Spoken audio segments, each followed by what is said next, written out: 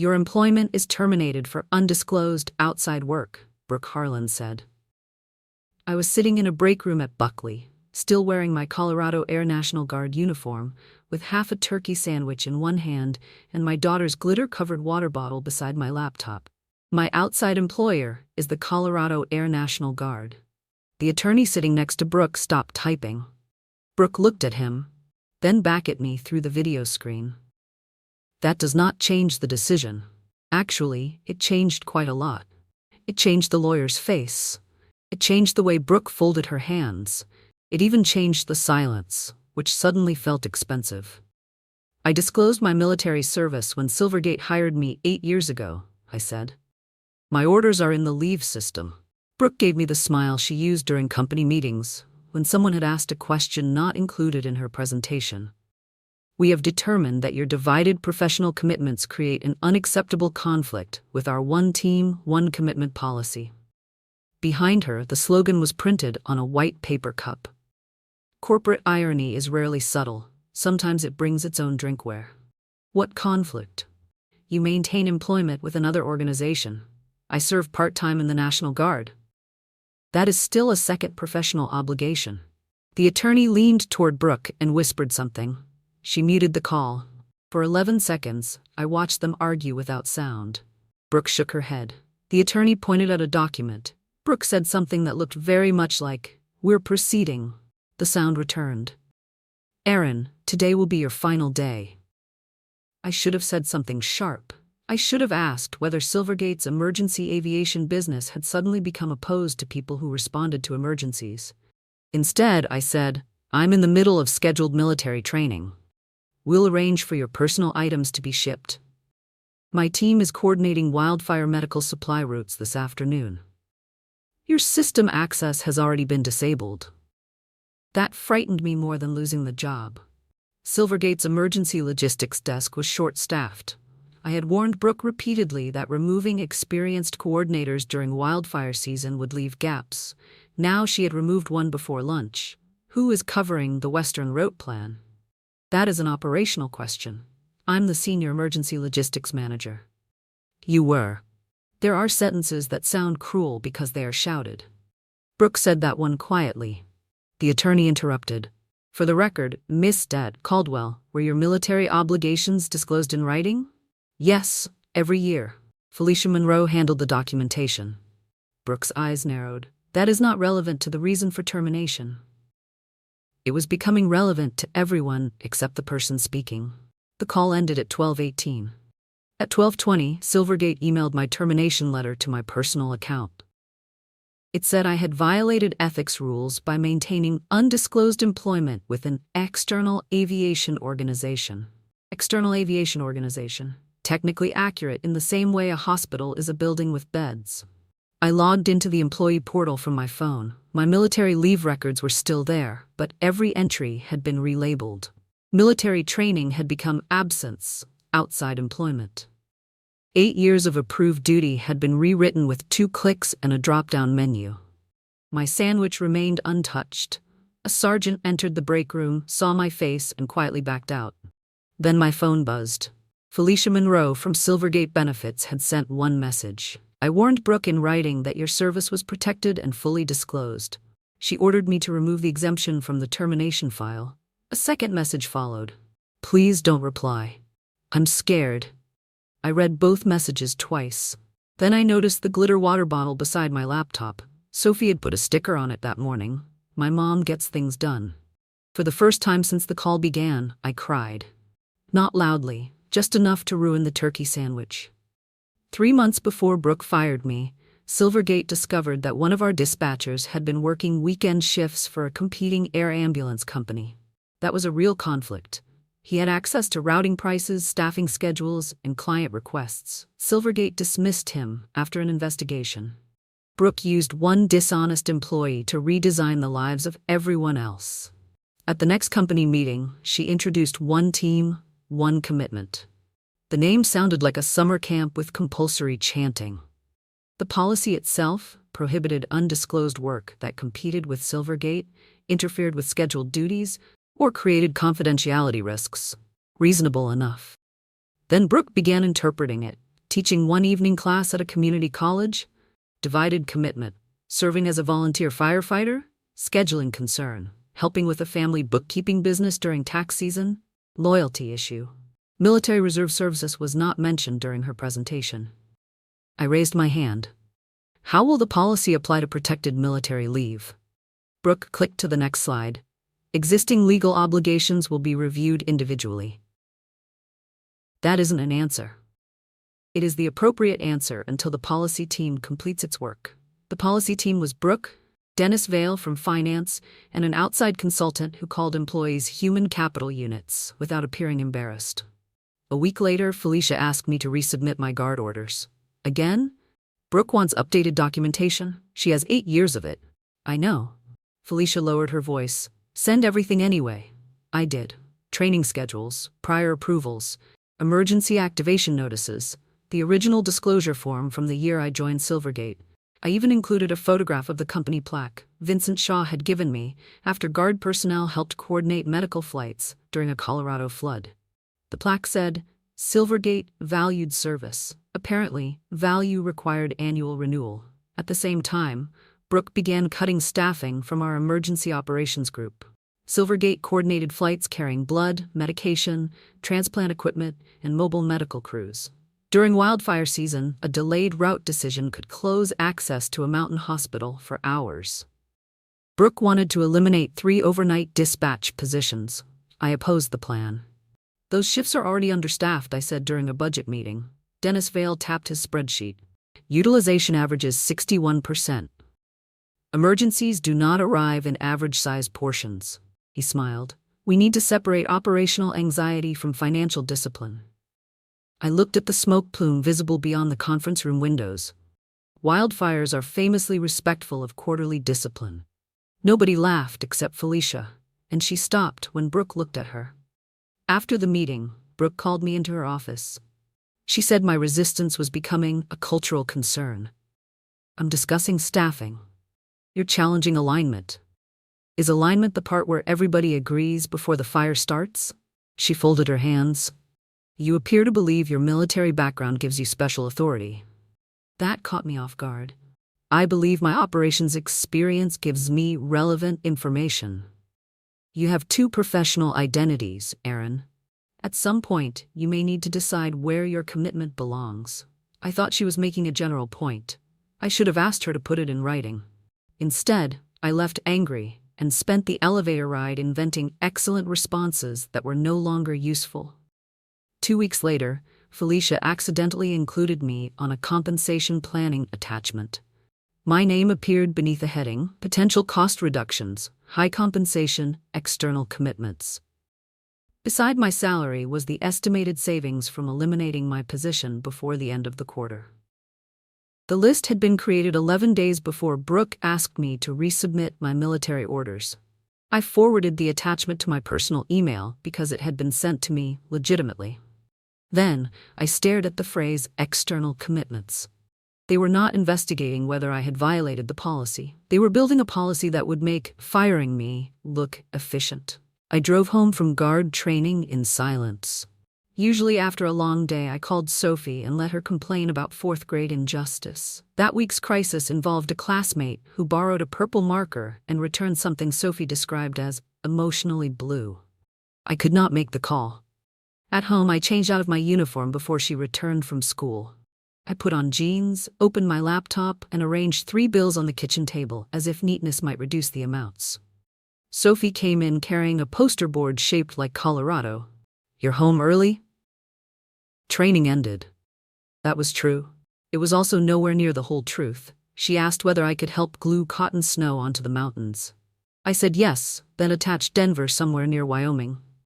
You're bad at Colorado today, she said. I'm having a geographically difficult afternoon. We ordered pizza because I burned the chicken while reading Silvergate's termination letter for the 7th time. The company claimed I had failed to disclose outside employment. The same letter reminded me that confidential information remained protected and warned me not to damage Silvergate's reputation. I had told nobody. Apparently, their reputation was already nervous. The next morning, I tried to schedule Sophie's asthma follow-up. The The clinic said our insurance had been terminated at midnight. My letter said coverage continued until the end of the month. I called Silvergate Benefits. The automated system asked for my employee ID, rejected it, then offered to email a reset link to the company account Silvergate had disabled. Technology is excellent at enforcing circular punishment. After 40 minutes, Felicia answered. Her voice was tense. I didn't authorize the early termination. Can you restore it? I'm trying. What happened? Brooke coded your dismissal as ethics-related. The system ended benefits immediately. Even though the letter says otherwise? I know. There was a pause. I'm sorry, Erin. I wanted to tell her sorry would not pay the clinic. Instead, I heard her husband coughing in the background and remembered his recent heart surgery. Are you safe talking to me? No, the line went dead. Lieutenant Colonel Naomi Reed met me at a diner near the base that afternoon. She read the termination letter while I tore a paper straw wrapper into tiny pieces. Do not post this online, she said. I wasn't planning to. You were thinking about it. I wrote 3 versions. How many included the phrase incompetent spreadsheet cult? Only the emotional draft. Naomi did not smile. She told me to save every approved leave request, military order, performance review, and benefits record. She also referred me to an attorney familiar with employment disputes involving service obligations. Do I have a case? You have documents. Let your lawyer decide what they prove.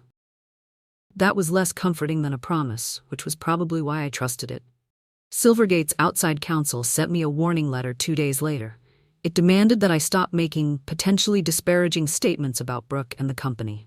I still had not spoken publicly. My attorney, Erin Bell, read it and said, "They're asking you to stop doing something you haven't started. Can I promise not to rob their parking garage too? Let's remain focused." Erin contacted Silvergate. The company responded with a settlement offer, 9 months of salary, continued insurance, and a neutral reference. It was more money than I expected. Enough to keep the house, enough to stop waking at 3 in the morning. Then Erin reached the admission clause. I would have to state that I had concealed outside employment and accept full responsibility for violating company ethics rules. There was another condition. I could not assist any current or former employee with a similar claim. I looked at Sophie's unfinished Colorado poster leaning against the wall. My silence would not only rewrite my record, it would help Silvergate rewrite everyone else's. I kept the settlement agreement on my kitchen table for 3 days. On the first day, I hated it. On the second, I calculated taxes. On the third, I began imagining how easy it would be to sign. That frightened me more than Brooke had. Erin told me the offer was financially reasonable, but the admission could follow me for years. Future employers may ask why Silvergate terminated you. They'll ask anyway. Yes, but there is a difference between explaining a dispute and signing a confession. I knew that. Knowing did not make the mortgage smaller. That evening, Sophie asked why I was not going to work. I had planned a careful explanation. What came out was, "The company thinks I have too many jobs," she frowned. "You have Silvergate and the Guard." Had Silvergate. But they knew about the Guard. Yes. Then they're not good at counting. Children occasionally solve corporate disputes with painful efficiency. The next morning, I told Erin I would not sign. Within hours, I received an email from Walter Kim. He had worked in Silvergate procurement for 11 years and taught 1 evening course in supply chain management at a community college. Brooke fired him 2 months before me. His termination letter also cited undisclosed outside employment. I disclosed the teaching job every year, he told me during a video call. My manager even attended one of my classes. Silvergate had offered him severance if he accepted a record stating he had divided loyalty. He signed because his wife had recently lost her job. "I'm not proud of it," he said. "You kept your family insured. That doesn't feel noble. It wasn't supposed to. It was supposed to be necessary." Walter knew of 2 others. Tanya Bell, a volunteer firefighter whose on-call schedule had been approved for 6 years. Miguel Santos, an aircraft mechanic serving in the Army Reserve. Miguel had been told his weekend drills created availability inconsistency. Silvergate offered him a smaller severance after coding the separation as voluntary. Tanya refused to sign and was denied unemployment benefits because Silvergate reported an ethics violation. 4 people, different departments, same language, same quarter, same policy. Erin warned me not to contact current employees directly. We collected records only from people who came forward voluntarily. The pattern expanded anyway: a payroll specialist with a weekend bookkeeping business, a nurse working one Saturday a month at a vaccination clinic, a dispatcher who coached high school wrestling and received a modest stipend. Some cases involved legitimate scheduling problems. Others looked like Brooke had opened a spreadsheet and decided that any life outside Silvergate counted as evidence. The most troubling documents were the resignation letters, nearly identical. Each contained a paragraph accepting responsibility for insufficient loyalty. "They made us write company breakup letters," Tanya said during our first group meeting. Walter shook his head. "No, they wrote them, we just signed." I thought about the people who had accepted because they needed money. I could not judge them. I had held the same pen. Then Felicia contacted Erin. She would speak privately but would not sign a statement yet. We met at his Denver office after business hours. Felicia looked exhausted. She kept checking her phone because her husband was home alone for the first time since surgery. She brought no stolen files. She brought copies of emails she had personally sent and received. One was her warning to Brooke: Erin Caldwell's military service is fully disclosed, approved, and subject to separate leave protections. It must not be classified as outside employment. Brooke's reply was only 2 lines. Remove the exemption language from the review summary. We need consistency across the reduction group. Felicia began crying before we finished reading. I changed the code, she said. I knew it was wrong. Erin asked why. My husband's insurance? Brooke said my position was also under review. Nobody in the room called her brave. Not yet. But for the first time we understood the scale of the decisions Silvergate had made. They had not mistaken my second job for something else. They had decided the truth was inconvenient. Felicia would not sign her statement. Not yet. She allowed Erin to preserve the emails, but she was terrified Silvergate would identify her as the source. I know that sounds cowardly, she said. No, I replied. It sounds like you have a husband who needs cardiac medication. I meant it. I was still angry. Both things could be true. A week later, Erin discovered Silvergate was applying to renew its status in Colorado's Emergency Medical Aviation Program. The designation allowed Silvergate to receive priority access to certain state contracts during wildfires, floods, and mass casualty events. The application included a question about active disputes involving military service obligations or retaliatory employment actions. Dennis Vale had checked no. At the time, Silvergate's attorneys had already received our demand letter. Erin did not send documents to reporters or politicians. He submitted a formal notice through the state procurement process.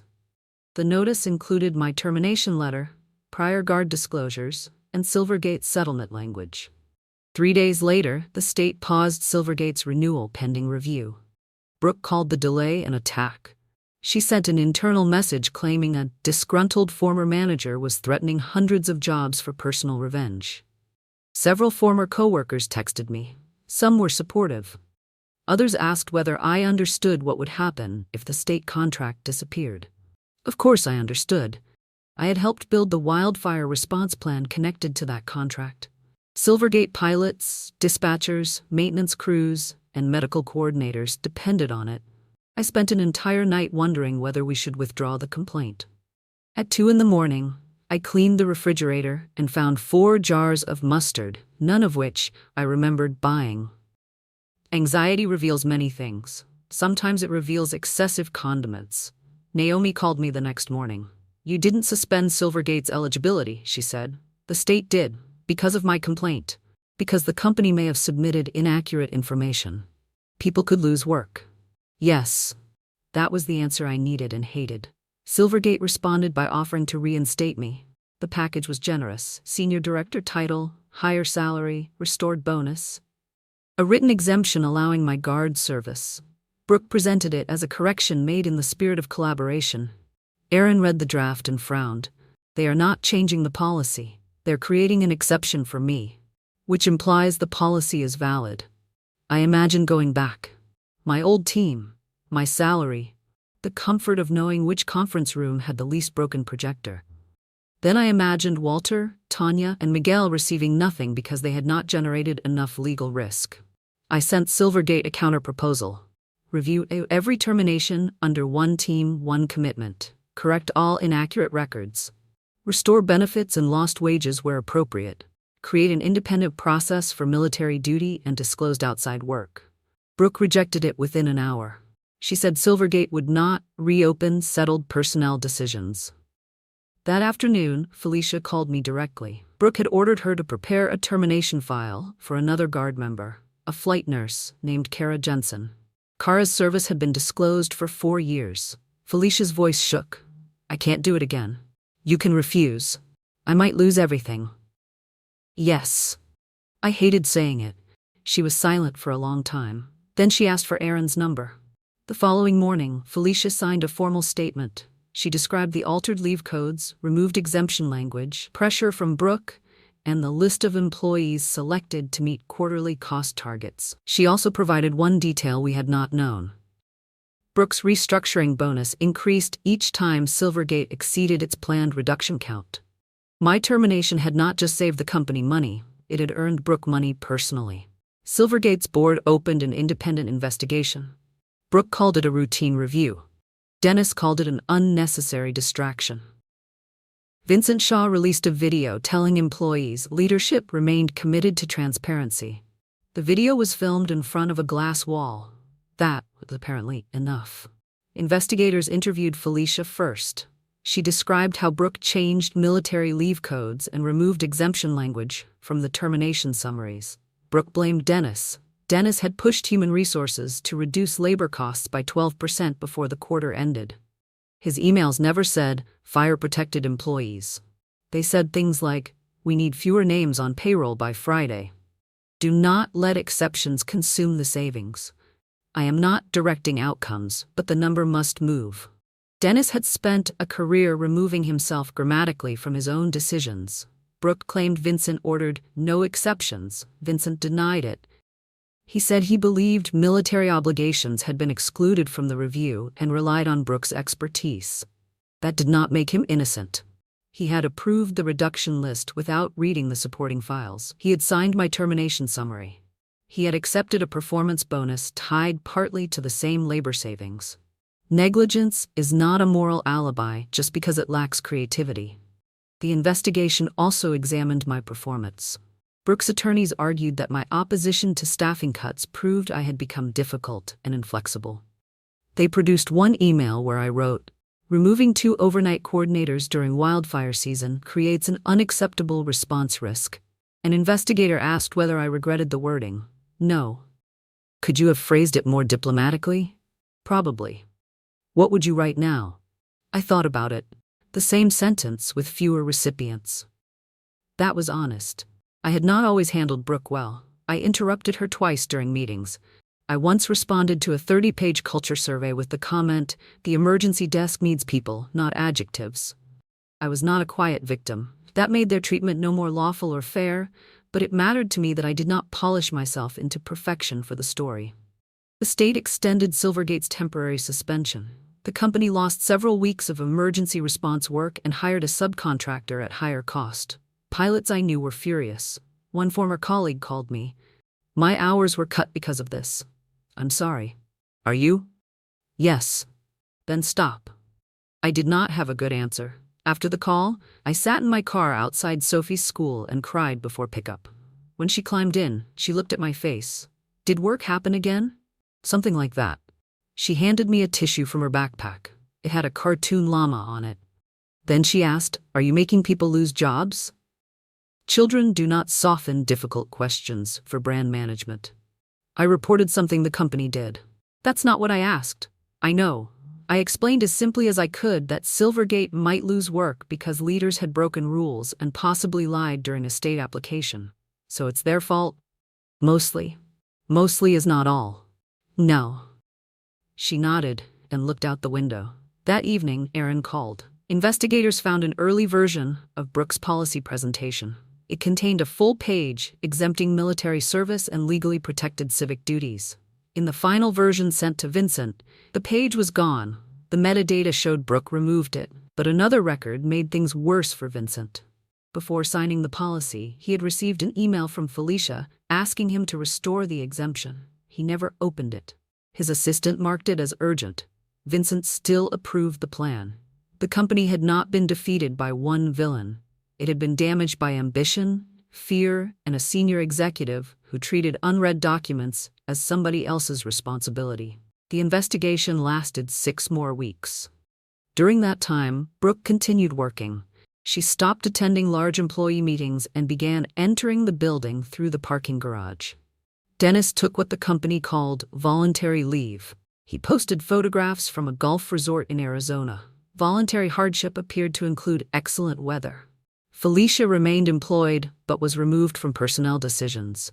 Her husband's insurance continued, though she checked the benefits portal several times a day because trust had become something she verified with passwords. The investigators found 31 terminations connected to the outside employment review. 14 involved fully disclosed work, 5 involved military or reserve obligations, 3 employees had legitimate conflicts. The rest occupied a gray area. Silvergate had never investigated carefully because speed produced better savings. Brooke's bonus agreement included a multiplier tied to headcount reductions. Exceed the target by 10%, receive an additional payout. My name appeared near the end of the list that pushed her over the threshold. It was unpleasant seeing my career represented as the final cell needed to change a bonus formula from yellow to green. Brooke testified that the payment had not influenced her decisions. The board's attorney asked why the military exemption page disappeared from the presentation. It created confusion. For whom? Managers needed a consistent rule. Even when the consistent rule was wrong? Brooke said she had relied on legal guidance. The attorney sitting beside her requested the name of the lawyer. She could not provide one. Dennis testified next. He said human resources controlled individual decisions and denied instructing Brooke to terminate anyone. The investigator displayed his message. We are 6 eliminations short. Resolve the external work list before Friday. Dennis studied it. I was speaking in aggregate. The board's attorney replied. The employees were dismissed individually. Vincent's interview was less dramatic. He admitted he had not reviewed the detailed cases. He believed Brooke and Dennis had followed the law and company policy. Why did you sign the certification stating no protected military cases were included? The investigator asked. Because human resources confirmed it. Where? Vincent could not locate the confirmation. He had signed because the document was ready for signature. That phrase stayed with me. Ready for signature. A great deal of harm occurs because a document looks finished. The board placed Brooke on leave.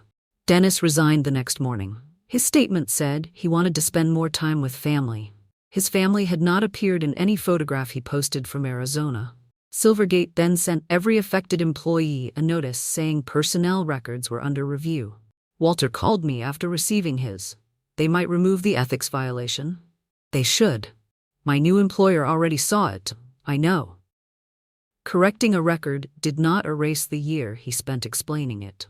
Tanya's unemployment claim was reopened. Miguel's military leave was restored retroactively. Kara Jensen, the flight nurse Felicia had refused to target, remained employed and received written confirmation that guard obligations were not outside work. Then the board released its preliminary findings. Brooke had knowingly misrepresented disclosed obligations, altered leave classifications, and retaliated against employees who challenged the policy. She was terminated for cause. Her restructuring bonus was canceled and previously paid amounts were subject to recovery. Dennis forfeited part of his deferred compensation. Vincent was suspended pending a final governance review. The company offered me reinstatement again, this time as Vice President of Emergency Operations. I read the letter at the kitchen table.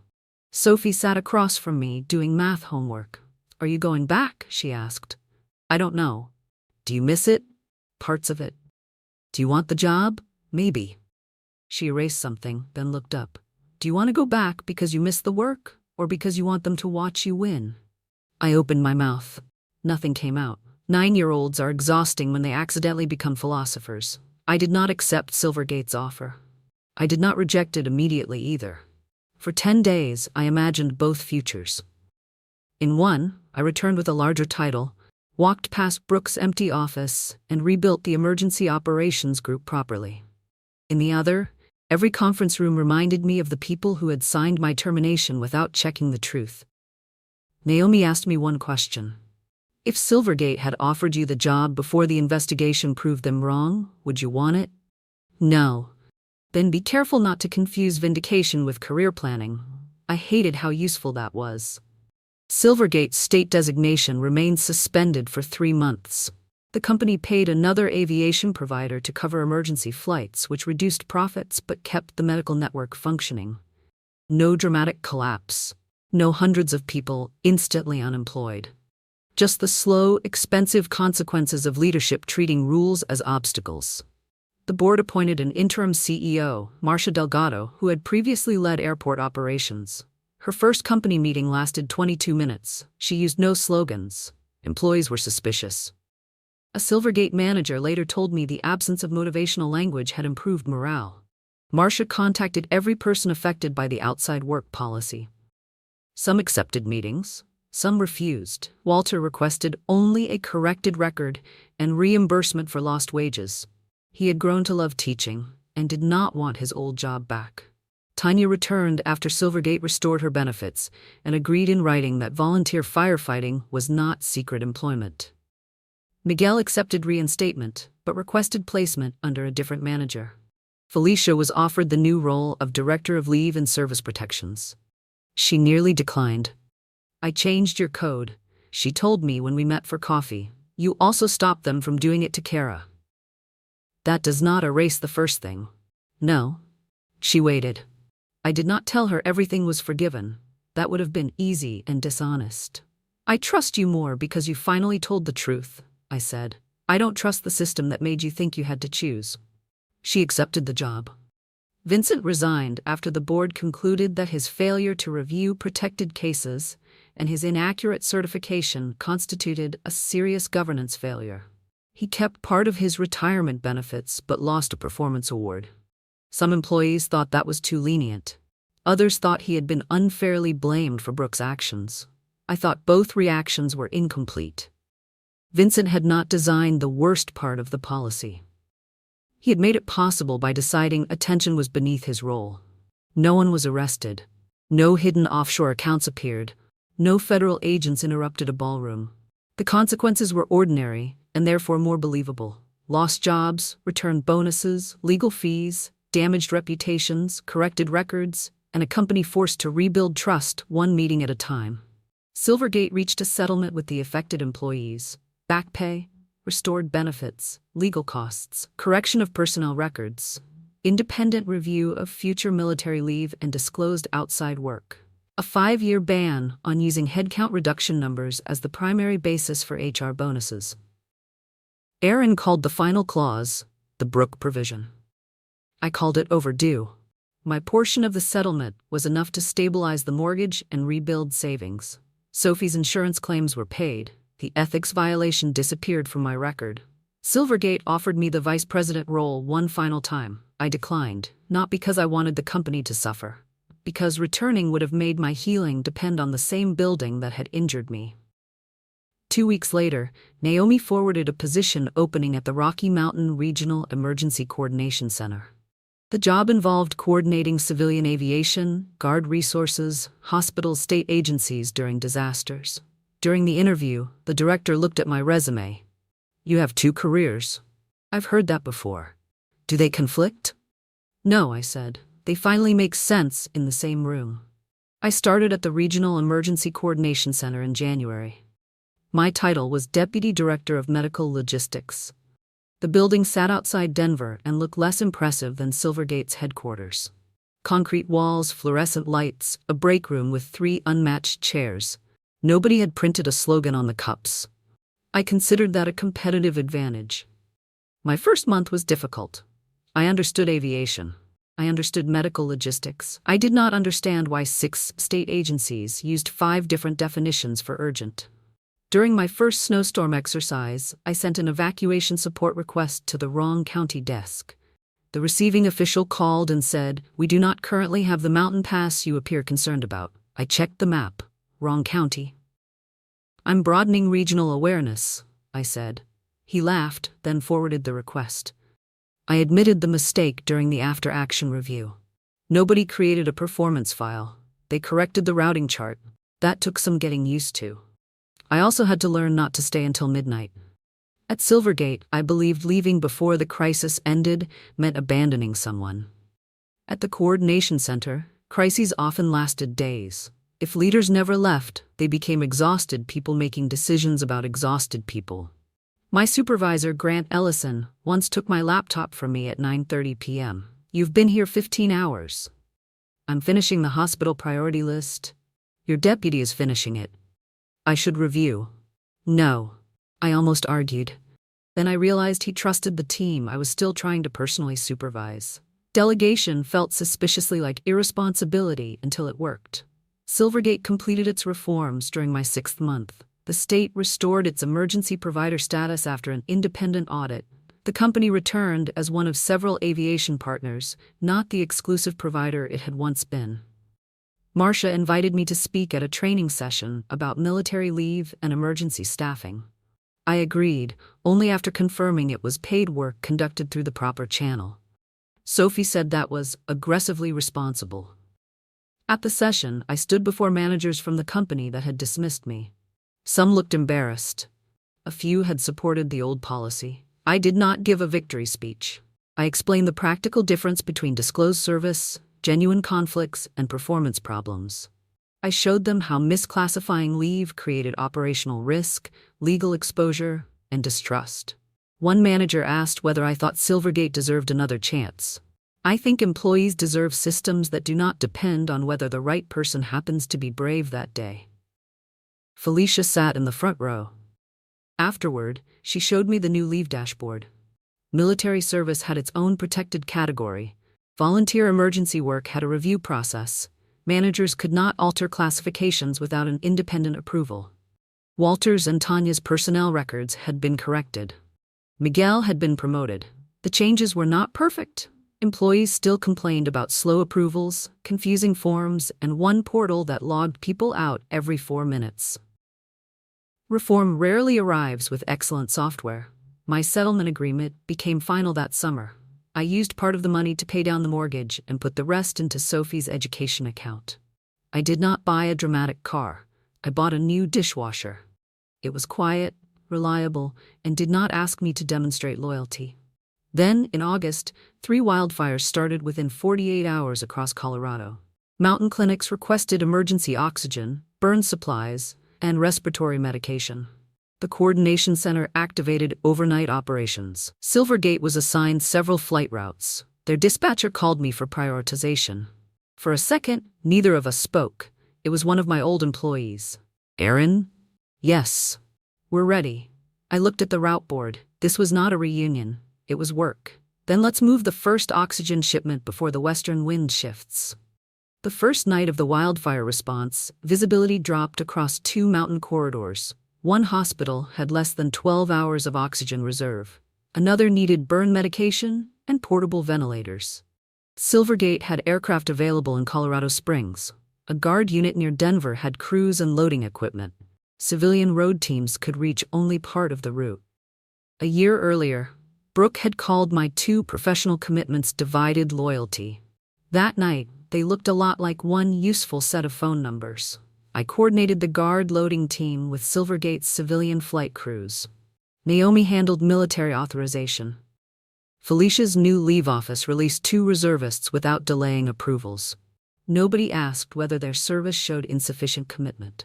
At 2:15 a.m., a Silvergate flight was grounded by smoke.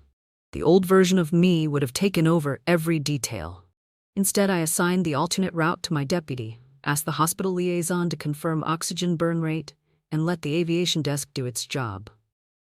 I still checked the screen every 30 seconds. Healing has limits. The replacement flight landed before dawn. By the 3rd day, the hospitals had stable supplies and evacuation routes remained open. No single person saved the operation. Pilots flew. Dispatchers rerouted aircraft. Guard crews loaded pallets. Nurses counted oxygen. County officials cleared roads. My job was to keep those pieces talking to each other. That was enough. Silvergate performed well. I documented 2 minor delays and 1 communication problem. I also documented the routes they completed correctly. Fairness was less emotionally satisfying than revenge. It was more useful during a wildfire. After the emergency, Marcia sent me a short message. "Thank you for treating our team professionally." I replied, "They earned it." I did not add anything about the past. It had not disappeared. It simply was not needed in that conversation. 3 weeks later, Sophie had a school performance on a Thursday evening. My calendar showed a planning meeting at the same time. At Silvergate, I would have stayed. I had missed 2 of her earlier events because work felt like a test I could fail by leaving. I tried to reschedule the meeting. Grant looked at me. "Your deputy has the briefing. I should be there." "Why?" "I'm responsible. So are the other 12 people." I opened my mouth, then closed it. At 4:45, I packed my laptop. The team watched me. For half a second, I expected someone to judge me. Instead, my deputy said, "We've got this. Go." I arrived at the school 7 minutes before the curtain opened. Sophie stood backstage wearing a silver costume and 1 crooked wing. "You came." The words landed harder than they should have. I said I would. "You say that a lot." "I know." She hugged me carefully because of the wing. During the performance, I checked my phone once. No emergency messages. I put it away. Silvergate had fired me because it believed 2 jobs meant 2 loyalties. But my guard service and civilian career had always served the same purpose: moving people, medicine, and information where they were needed when systems began to fail. The conflict had never been between my 2 jobs. It had been between service and a company that wanted commitment to mean availability without limits. Brooke thought loyalty required shrinking every other part of my life. She was wrong. Real commitment did not make me a worse officer, manager, or mother. It made room for all 3. When the lights came up, Sophie searched the audience until she found me. I raised my hand. She smiled. For the first time in years, I was exactly where I had promised to be. 18 months later, Silvergate published its first annual report on military leave, outside employment, and retaliation complaints. It was not inspiring. There were no photographs of smiling employees pointing at charts, just numbers, mistakes, corrections, and the names of departments responsible for fixing them. For once, human resources produced something more useful than a slogan. Felicia remained Director of Leave and Service Protections. She still checked every military leave approval twice, partly because the new system required it, and partly because fear had taught her habits policy could not erase. Walter continued teaching. Tanya became captain of her volunteer fire unit. Miguel stayed at Silvergate and helped train managers on reserve service obligations. Brooke filed a civil claim over her canceled bonus and lost. Dennis began calling himself an independent financial advisor online. Apparently, resignation plus a website creates independence. Silvergate never asked me to return again. That was a relief. At the Coordination Center, I was promoted to Director of Regional Medical Response. I still served with the Guard, though I had finally stopped apologizing whenever duty took me away from a meeting. Sophie was 11 by then and no longer impressed by my job titles. She cared whether I attended her science fair. I did. Her project was about emergency flight routes during wildfires. She placed 2 model airplanes on the same map and labeled them different teams. Same mission. I kept that card on my desk. Silvergate fired me for having 2 employers. It took me longer to understand that I had never been divided. I had simply been serving the same purpose from 2 directions.